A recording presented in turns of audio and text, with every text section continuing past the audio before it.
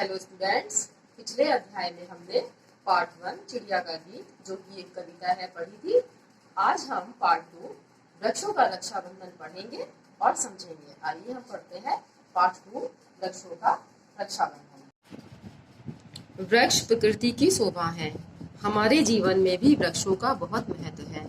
वृक्षों से शुद्ध हवा और हरियाली तो मिलती ही है, ये भूमि की भी रक्षा करते हैं। हमें भी वृक्षों की रक्षा करनी है, ये हमारे जीवन दाता है। हमें अधिक से अधिक पेड़ लगाने हैं और प्रदूषण रहित वातावरण बनाना है। वृक्ष यानी पेड़, प्रकृति, कुदरत, शोभा यानी सुंदर। वृक्ष प्रकृति की जो है एक अद्भुत देन है, बहुत सुंदर देन है और हमारे जीवन में वृक्षों यानी पेड़ों का बहुत महत्व है। पेड़ों से हमें शुद्ध हवा मिलती है, ऑक्सीजन मिलती है, जिससे हम सांस लेते हैं और जीवित रहते हैं।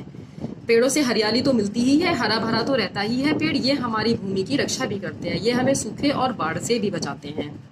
इसलिए हमें वृक्षों की रक्षा करनी चाहिए। वृक्षों से हमें बहुत कुछ मिलता है, ये हमारे जीवन दाता है, यानी ये हमें जीवन देते हैं। और हमें अधिक से अधिक जितने भी हो सके पेड़ लगाने चाहिए।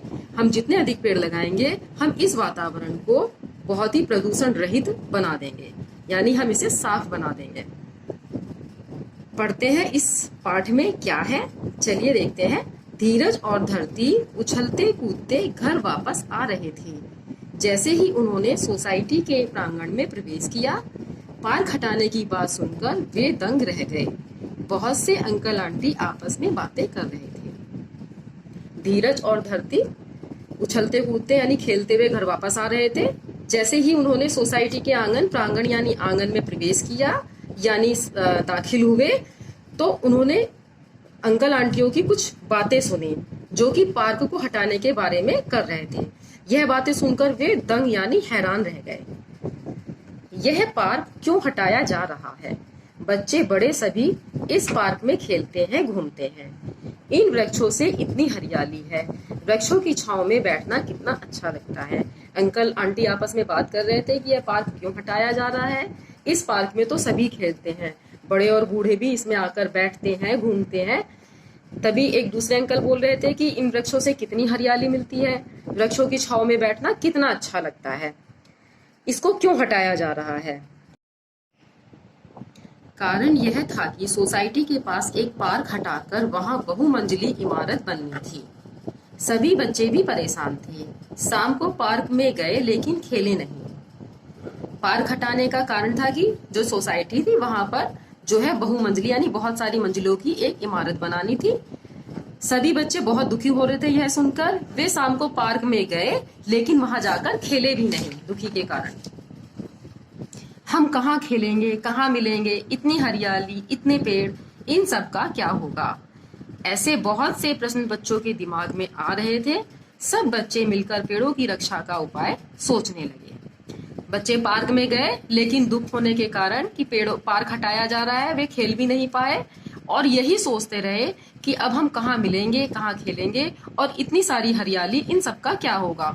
वे पेड़ों के बारे में सोच रहे थे। देखिए इस चित्र में दिखाया गया है कि वह सोच रहे हैं कि पेड़ उनसे कह रहे हैं कि हमें बचा लो।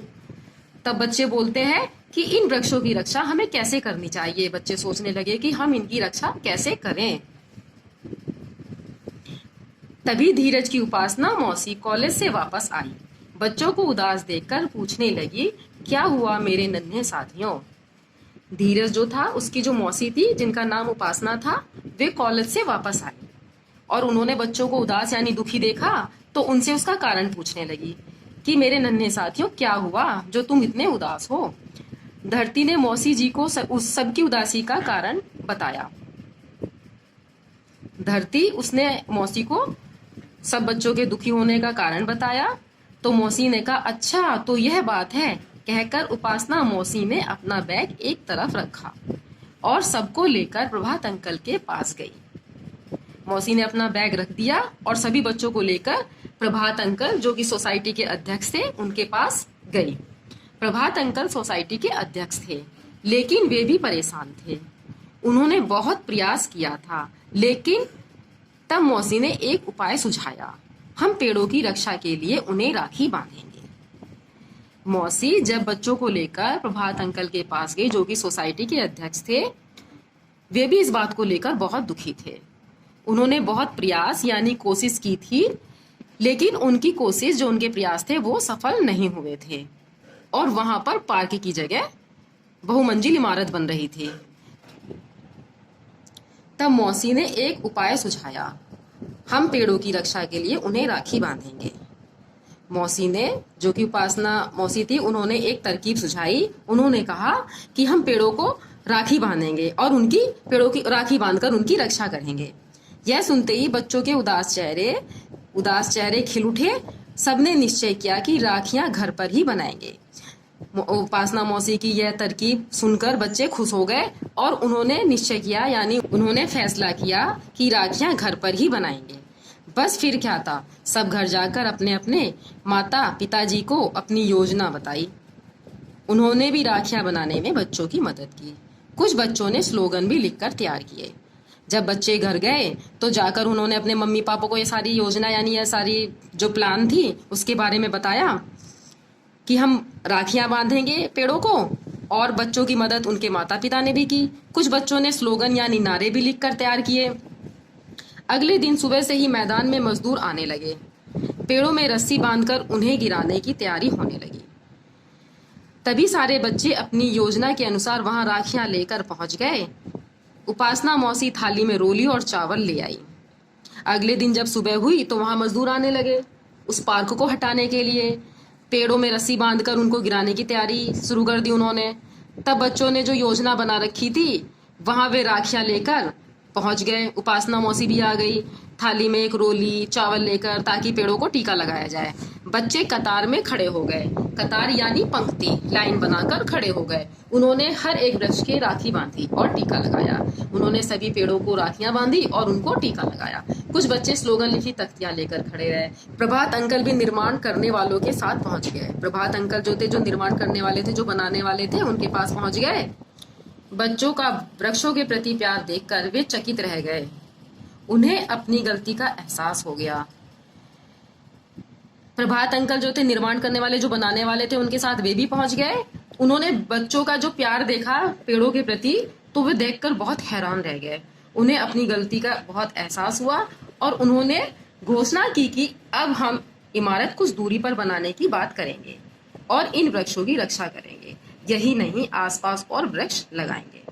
तब उन्होंने यह घोषणा यानी ऐलान किया कि जो हम ये इमारत बनाने वाले हैं वो हम अब पार्क की जगह नहीं बनाएंगे और यहाँ पर पार्क ही रहने देंगे। कुछ दूरी पर जाकर ही हम इस इमारत का निर्माण करेंगे और हम इन वृक्षों की यानी इन पेड़ों की रक्षा करेंगे। यही नहीं, हम इनके आसपास भी और पेड़ लगाएंगे। यह सुनते ही बच्चों की खुशी का ठिकाना न रहा। वृक्ष भी मानो खुशी से फूले न समा रहे थे।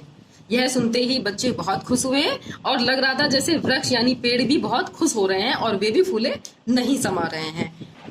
जैसा कि इस चित्र में दिखाया जा रहा है, देखिए, तुम्हारा धन्यवाद बच्चों, तुमने वृक्षों की रक्षा की है। अंकल और आंटी, जो सोसाइटी के अंकल और आंटी हैं, वे बच्चों को धन्यवाद कर रहे हैं कि तुमने इन पेड़ों की रक्षा की है।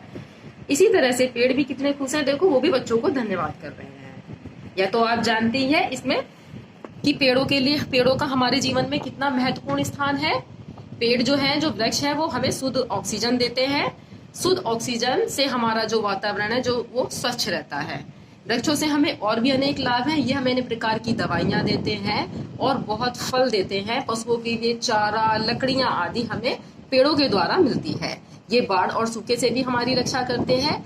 और सबसे बड़ी बात यह, पेड़ों से हमें दूसरों की भलाई करने की शिक्षा मिलती है। पेड़ों से हमें किस चीज की शिक्षा मिलती है? दूसरों की भलाई करने से। जैसे पेड़ हमसे कुछ नहीं लेते, सिर्फ हमें देते ही हैं। इसलिए हमें पेड़ों की रक्षा करनी चाहिए तथा हमें यह भी कोशिश करनी चाहिए कि देश में किसी भी प्रकार से इनकी कोई भी कमी ना हो और हमें ज्यादा से ज्यादा पेड़ लगाने चाहिए और हमें इस वातावरण को शुद्ध और स्वच्छ बनाना चाहिए।